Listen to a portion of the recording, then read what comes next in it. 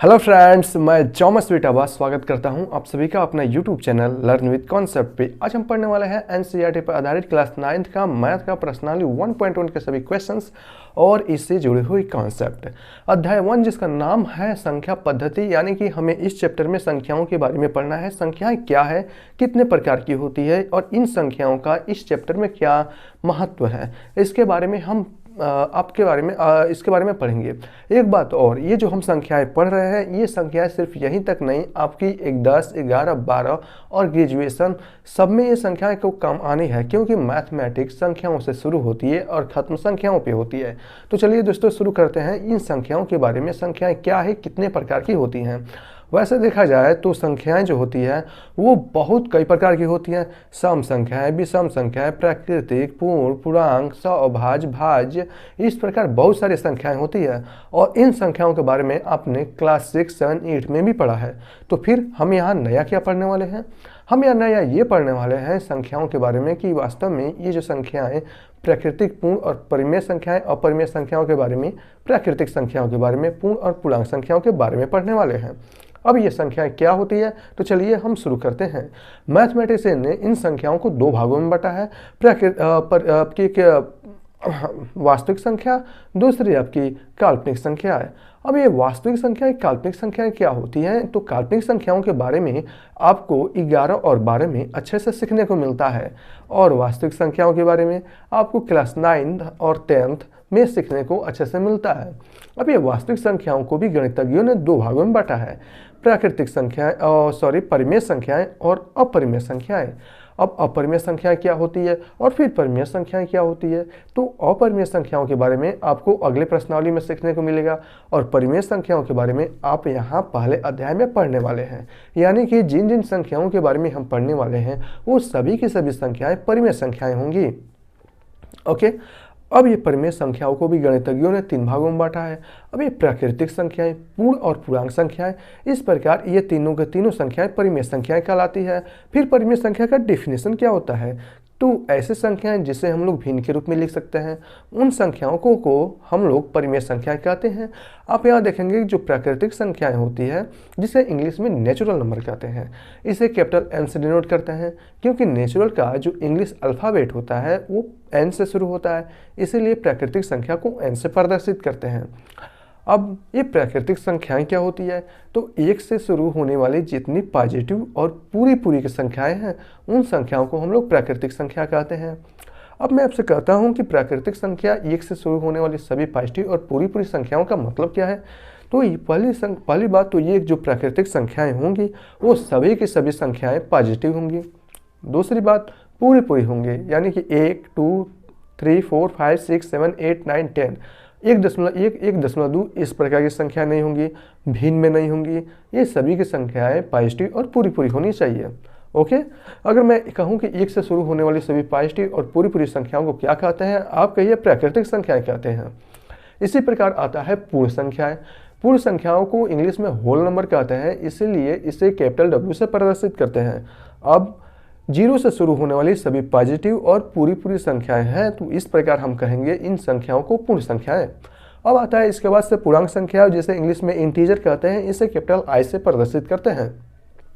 0 से शुरू होने वाले सभी पॉजिटिव और पूरी संख्याएं, 0 से शुरू होने वाली सभी निगेटिव और पूरी संख्याओं का जो होती है उसको हम लोग कहते हैं पूर्णांक संख्याएं। अब ये क्या होती है भैया, एक बार हम इस पर देख लेते हैं। मैंने आपसे कहा कि जो संख्याएं होती हैं, गणितज्ञों ने इन संख्याओं को दो भागों में बांटा है। एक आपकी होता है वास्तविक संख्या और एक आपकी होता है काल्पनिक संख्या। अब ये काल्पनिक संख्या के बारे में मैंने आपसे बताया है कि काल्पनिक संख्या, इसको आपको पढ़ना है 11 और 12 में। हालांकि आप कह सकते हैं कि ऐसे संख्याएं जो कि वास्तविक संख्याएं और काल्पनिक संख्या के रूप में लिखी होती है, आयोटा के रूप में लिखी होती है, इस प्रकार की संख्याओं को हम लोग काल्पनिक संख्या कहते हैं। अब मैंने आपसे कहा कि जो वास्तविक संख्याएं होती है, गणितज्ञों ने इसे भी दो भागों में बांट दिया है, आपकी परिमेय संख्या और आपकी अपरिमेय संख्या। अपरिमेय संख्या, ओके फ्रेंड्स। अपरिमेय संख्या के बारे में हमें तो पढ़ना है बाद में, परिमेय संख्या के बारे में हमें पढ़ना है। यहाँ पर मैंने आपसे कहा कि जो परिमेय संख्या होती है गणितज्ञों ने इसे भी 3 भागों में बांटा है। मैंने आपसे जैसे जैसे बताया, प्राकृतिक संख्या जिसे कैपिटल N से प्रदर्शित करते हैं, और उसके बाद से पूर्ण संख्या जिसके हमें W से प्रदर्शित करते हैं, और उसके बाद से होता है पूर्णांक संख्या जिसे इंग्लिश में इंटीजर कहते हैं और इसे I से प्रदर्शित करते हैं। प्राकृतिक संख्या 1 से शुरू होने वाले सभी पॉजिटिव और पूरी संख्याएं देखिए, और ये संख्याएं बढ़ती जाती है और ये अनंत तक जाती हैं। पूरी संख्या में मैंने आपसे कहा कि ये संख्याएं 0 से शुरू होती हैं और सभी पॉजिटिव और पूरी संख्याओं को हम लोग कहते हैं पूर्ण संख्या। ये भी संख्या 0 से शुरू होती है और अनंत तक जाती है। मैंने आपसे कहा कि पूर्णांक संख्या यानी कि निगेटिव, अगर मैं आपसे कहूँ कि इसमें निगेटिव संख्याएं भी होती है और पॉजिटिव संख्याओं भी होती है, यानी इसे 0 से शुरू होने वाले सभी के सभी पॉजिटिव संख्याएं और 0 से शुरू होने वाले सभी के सभी निगेटिव संख्याओं का जो समूह होता है उसे हम लोग कहते हैं पूर्णांक संख्या। आपका एक कॉन्सेप्ट यहाँ पर खत्म होता है, और जो नेक्स्ट कॉन्सेप्ट है वो क्या है। मैंने आपसे कहा कि ये जो संख्याएं होती है सभी की सभी परिमेय संख्याएं होती है, और परिमेय संख्या को हम लोग भिन्न के रूप में लिख सकते हैं। आप यहाँ देखेंगे कि जो प्राकृतिक संख्या है उसको भी हम लोग भिन्न के रूप में लिख सकते हैं, प्राकृतिक पूर्ण संख्या को भी और पूर्णांक संख्या को भी। अब आप कहेंगे ये कैसा है, तो कोई भी संख्या लीजिए, उस संख्या को फ्रैक्शन के फॉर्म में लिख दीजिए, यानी कि कहने का मतलब कोई एक संख्या उठाइए और नीचे भागे 1 करके लिख दीजिए, यानी कि फ्रैक्शन, यानी कि हम लोग भिन्न के रूप में लिख देते हैं। इस प्रकार इन संख्याओं को परिमेय संख्या कहते हैं। कैसे, यदि हमारे पास मान लीजिए कोई संख्या है, जैसे हमारे पास मान लीजिए 5 है जो कि प्राकृतिक संख्या है, मैंने क्या किया 5 को 5/1 के रूप में लिख दिया, हुई ना, यह परिमेय संख्या है। और परिमेय संख्या का डेफिनेशन यही होता है कि जिन संख्याओं को हम लोग भिन्न के रूप में लिख सकते हैं उन संख्याओं को हम लोग परिमेय संख्या कहते हैं। इसी प्रकार कोई आपके पास अगर मान लीजिए पूर्ण संख्या है, अगर मान लीजिए आपके पास शून्य है तो शून्य को भी आप 0/1 के रूप में लिख सकते हैं। इस प्रकार इसका मान तो शून्य ही होता है। इस प्रकार शून्य को भी हम लोग परिमेय संख्या कह सकते हैं। बिल्कुल आसान है, इसमें कुछ नहीं है। इसी प्रकार कोई भी आपके पास नेगेटिव नंबर्स हो, पूर्णांक संख्या में कोई भी नंबर्स हो, जैसे अगर हमारे पास -4 है तो -4 को -4/1 के रूप में लिखा जा सकता है। अगर हमारे पास -2 है तो -2 को -2/1 के रूप में लिखा जा सकता है। इसी प्रकार हम कह सकते हैं कि सभी के सभी पूर्णांक संख्याएं परिमेय संख्याएं होती है। ओके, अगर कोई आपसे पूछेगा कोई प्राकृतिक संख्या है परिमेय संख्या है, आपका यहाँ प्राकृतिक भी होती है, पूर्ण भी होती है और पूर्णांक भी होती है। ओके फ्रेंड्स, अब हम चलते हैं नेक्स्ट कॉन्सेप्ट की ओर। आप यहाँ देख रहे हैं कि सभी के सभी जितने भी प्राकृतिक संख्याएं हैं वो सभी के सभी संख्याएं पूर्ण संख्याएं में भी है, और यहाँ से देखिए पूर्णांक संख्याएं भी है, यानी कि 1 से शुरू होने वाले सभी पॉजिटिव और पूरी संख्याएं तो पूर्ण संख्या में भी है, और 1 से शुरू होने वाले सभी पॉजिटिव और पूरी संख्याएं पूर्णांक संख्या में भी है। इस प्रकार आप कह सकते हैं कि प्रत्येक प्राकृतिक संख्या पूर्ण संख्याएं होती है और पूर्णांक संख्याएं भी होती है। इसी प्रकार आप यहाँ देखेंगे तो 0 से शुरू होने वाले सभी पॉजिटिव और पूरी संख्याएं प्राकृतिक में तो नहीं है क्योंकि इसमें शून्य नहीं है, लेकिन पूर्णांक संख्याओं में है। इस प्रकार हम ये भी कह सकते हैं कि सभी के सभी पूर्ण संख्याएं पूर्णांक संख्याएं भी होती है। ओके, यहाँ तक मुझे लगता है कि कोई आपकी प्रॉब्लम नहीं होगी। अब हम सीखने वाले हैं 2 संख्याओं के बीच में परिमेय संख्या को ज्ञात करने की विधि। हालांकि सिर्फ 2 आपके पास संख्याएं हैं तो उन 2 संख्याओं के बीच में अनंत परिमेय संख्या और अनंत अपरिमेय संख्याएं होती है। तो चलिए हम सीखते हैं 2 संख्याओं के बीच में परिमेय संख्या कैसे ज्ञात करते हैं, बहुत ही ईजी वे से। एक तो आपका मेथड है 2 संख्याओं को लीजिए, उन दोनों को जोड़िए और 2 से भाग दीजिए, तो इस प्रकार हमें एक परिमेय संख्या मिल जाती है उन दोनों के बीच में। ओके, और दूसरी विधि है कि आप, जो कि बहुत इजी विधि है, आप और 2 संख्याओं के बीच में अगर आपको 5, 6, 7 या कितने भी परिमेय संख्याओं को निकालना है, आप उस विधि से बहुत ही इजी वे से कर सकते हैं बिना किसी झंझट के। देखिए कैसे। अगर मान लीजिए आपके पास मैं 2 संख्या ले रहा हूँ, एक ले रहा हूँ 3 और एक ले रहा हूँ 4। अगर मैं आपसे कहूँ इन 2 संख्याओं के बीच में 6 परिमेय संख्या को ज्ञात करना है, आप कैसे करेंगे? तो आप 6 में 1 जोड़ेंगे, कितना हुआ 7। 7 से इन दोनों संख्याओं में गुणा करेंगे और 7 से इन दोनों संख्याओं में भाग करेंगे और देखेंगे कि पहले वाला और दूसरे वाला का टोटल कितने आ रहा है, और फिर जो पहला वाला आएगा उसके अंश में 1-1 जोड़ते जाएंगे और हर को कांस्टेंट रखना है 6 पदों तक, और इस प्रकार आप इसके बीच में 6 परिमेय संख्याएं ज्ञात कर सकते हैं। जैसे आप क्या कीजिए, रफ में लीजिएगा, इन दोनों संख्याओं को लिखिएगा 3 और 4। हमें इसके बीच में 6 परिमेय संख्या ज्ञात करना है। कितनी? हमें इसके बीच में 6 परिमेय संख्या ज्ञात करना है। ओके, तो आप क्या करिएगा, 6 परिमेय संख्याओं के लिए 6 में 1 जोड़िए, कितना हुआ 7, 7 से इन दोनों संख्याओं में गुणा करना है, 7 से इन दोनों संख्याओं में भाग करना है। इसका जब आप टोटल करेंगे तो ये होगा 21/7। इसका जब आप टोटल करेंगे तो ये होगा 28/7।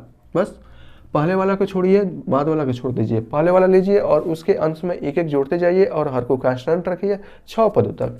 देखिए 21 के बाद 22/7, 22 के बाद 23/7, 23 के बाद 24/7, 24 के बाद 25/7, 25 के बाद 26/7, 26 के बाद 27/7 और इसके बीच में ऐसे 6 परिमेय संख्या, 4 यहाँ 2 यहाँ और 27/7, इस प्रकार के 6 परिमेय संख्या ज्ञात हो सकती है।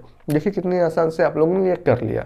तो यही संख्या को बस ये पहला वाला संख्या 21/7 के मतलब 3 होता है और 28/7 के मतलब 4 होता है। तो इन दो संख्याओं को नहीं लिखना है क्योंकि ये ऑलरेडी पहले से उपस्थित है और इसके बीच में जो 6 संख्या है उसको लिखना है। तो कितना हुआ 22/7, 23/7, 24/7, 25/7 और 26/7 और 27/7। इस प्रकार आप इसके बीच में 6 परिमेय संख्या ज्ञात कर सकते हैं। आप चाहते हैं कि दो संख्याओं के बीच में मैं यहाँ लिख दे रहा हूँ 4। ओके, अगर कोई भी संख्या आपको फ्रैक्शन के फॉर्म में दी गई है और उसके बीच में कहे कि आपको 4 या 5 या 6 या 7 भी परिमेय संख्या ज्ञात कीजिए, आप इस विधि से आसानी से कर सकते हैं। जैसे मैं आपसे कहूँ कि 1/2 और मैं आपसे कहूँ 5/6, इसके बीच में 6 परिमेय संख्या ज्ञात कीजिए। आपको बस क्या करना है, इन दो संख्याओं को रफ पे लिखना है। देखिए कितना हुआ 1/2 और 5/6। हमें कितनी परिमेय संख्या ज्ञात करना है, मान लीजिए 6 ज्ञात करना है इसमें भी। तो हम क्या करेंगे, 6 में 1 जोड़ेंगे, कितना हुआ 7। 7 से इन दोनों संख्याओं में गुणा करना है और 7 से इन दोनों संख्याओं में भाग करना है। इसका टोटल कितना हुआ 7/14 और इसका टोटल 35/6 × 42। अब आपको क्या करना है, पहले वाली संख्या को लेना है, उसके हर में एक एक जोड़ते जाना है और हर को कांस्टेंट रखना है। कितने पदों तक, 6 पदों तक। इस प्रकार आप इसके बीच में 6 परिमेय संख्या ज्ञात कर सकते हैं। पहले वाला कितना आया था 7/14। अब अंश में एक जोड़िए, 7 में 8, 14 को कांस्टेंट रखिए, हर को कांस्टेंट रखना है। इस प्रकार 9/14 और 10/14, 11/14 और 12/14, फिर 13/14। ओके, 1 2 3 4 5 6 संख्याएं हम लोग को इसके बीच में परिमेय संख्याएं, इस प्रकार 6 परिमेय संख्या को आप लोग ज्ञात कर सकते हैं बिना किसी देरी के। ये बहुत इजी है, इसमें कुछ नहीं है, थोड़ा भी दिमाग नहीं लगाना है। बस पहला लेना है, दूसरी संख्या को लेना है, कितनी परिमेय संख्या ज्ञात करनी है, उसमें एक ऐड करना है, दोनों संख्याओं में गुणा करना है, दोनों संख्याओं से भाग करना है, पहले वाला का टोटल करना है, दूसरे वाला का टोटल करना है, पहले वाले में अंश में एक एक को जोड़ते जाना है और हर को कांस्टेंट रखना है। जितने पदों तक आप करेंगे आप आसानी से फाइंड आउट कर सकते हैं, बिना किसी झंझट के आप कर सकते हैं। ऐसे यहीं पर आपकी पर्सनालिटी 1.1 के सभी कॉन्सेप्ट यहीं पर खत्म होते हैं। ओके फ्रेंड्स, अब हम चलते हैं इसके क्वेश्चंस की ओर और देखते हैं क्वेश्चंस में ये क्या कह रहा है। ओके, तो चलिए फ्रेंड्स चलते हैं क्वेश्चंस की ओर। क्वेश्चन की ओर चलेंगे, पर हमारे पास तो किताब ही नहीं है यार, तो मैं किताब कहाँ से लाऊं। और मेरे पास बुक्स होगा। 1 मिनट फ्रेंड्स, जस्ट 1 मिनट।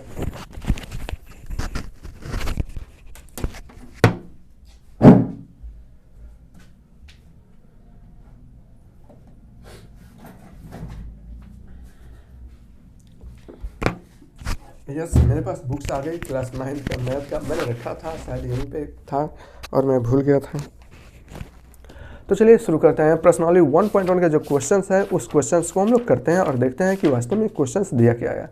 सबसे पहले जो क्वेश्चन दिया है अध्याय पर्सनालिटी 1.1 का, वो कुछ इस प्रकार है, क्या शून्य एक परिमेय संख्या है और क्या आप इसे p/q के रूप में लिख सकते हैं। तो मैंने आपको बताया है कि जो प्राकृतिक संख्याएं और पूर्ण और पूर्णांक संख्याएं होती है, ये तीनों के तीनों संख्याएं परिमेय संख्या ही होती है और शून्य तो पूर्ण संख्या में भी है, तो वो तो परिमेय संख्या होगा ही होगा।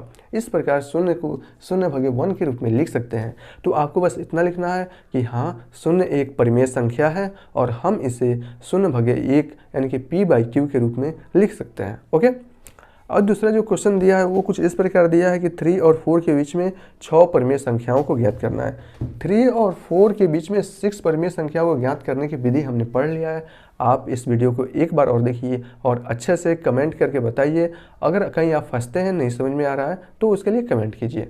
ओके, तीसरा दिया है 3/5 और 4/5 के बीच में 5 परिमेय संख्याओं को ज्ञात करना। चलिए हम इसको भी कर लेते हैं। कितना, 3/4 और दिया है 5/4 के बीच में कितने परिमेय संख्या को ज्ञात करने के बोला है, 5 परिमेय संख्याओं को ज्ञात करने के लिए बोला है, 5। देखिए बहुत आसानी से आप इसे ज्ञात कर सकते हैं। आपको बस रफ में इन दोनों संख्याओं को लिखना है, क्या है 3/4 और क्या है 5/4, और क्या करना है आपको 5 परिमेय संख्या ज्ञात करना है। 5 में 1 जोड़िए, कितना हुआ 6 में दोनों संख्याओं से गुणा करिए, 6 में दोनों संख्याओं को भाग कीजिए। इसका टोटल होगा 18/24 और इसका टोटल होगा 30/24, है ना। अब पहली वाली जो संख्या लीजिए उसके अंश में 1 1 जोड़ते जाइए और हर को कांस्टेंट रखिए, कितने पदों तक, 5 पदों तक। तो 18 के बाद आता है 19/24, 19 के बाद से आता है 20/24, 20 के बाद से 21/24, 21 के बाद से 22/24 और 22 के बाद से 23/24। इस प्रकार आप देखेंगे 3/4 और 5/4 के बीच में ये 5 परिमेय संख्या बहुत ही आसानी से आप लोग ज्ञात कर सकते हैं। मुझे लग रहा है कि आप लोगों को अच्छे से समझ में आ गया होगा। अब मैं चलता हूँ चौथे क्वेश्चन पर, जो कि सत्य असत्य के साथ अपने उत्तर का चयन करना है और बताना भी है। इसमें दिया है प्रत्येक प्राकृतिक संख्या एक पूर्ण संख्या होती है। आप यहाँ देखेंगे कि जो प्रत्येक प्राकृतिक संख्या है वो सभी की सभी संख्याएं पूर्ण संख्या में भी हैं। इस प्रकार आप लिखेंगे कि प्रत्येक प्राकृतिक संख्या एक पूर्ण संख्या होती है। ओके, और यह कथन असत्य है। दूसरा दिया है प्रत्येक पूर्णांक एक पूर्ण संख्या होती है। आप यहाँ देखेंगे कि जो प्रत्येक पूर्णांक है, पूर्णांकों का सभी के सभी पॉजिटिव नंबर्स जो हैं वो तो पूर्ण संख्या में है, लेकिन निगेटिव नंबर्स पूर्ण संख्या में नहीं है। आप ये लिखेंगे यह कथन असत्य है, प्रत्येक पूर्णांक एक पूर्ण संख्या नहीं होती है। ओके, एग्जाम्पल में भी आप निगेटिव नंबर्स को दर्शा सकते हैं। तीसरा जो क्वेश्चन है उसमें दिया है प्रत्येक परिमेय संख्या एक पूर्ण संख्या होती है।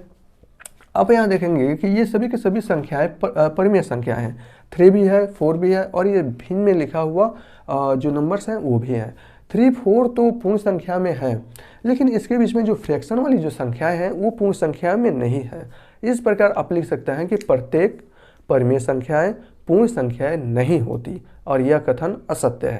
इस प्रकार प्रश्नावली 1.1 के सभी क्वेश्चंस बहुत ही इजी वे से यहीं पर हम लोग समाप्त करते हैं, और उससे जुड़े हुए कॉन्सेप्ट को हमने पढ़ लिया है।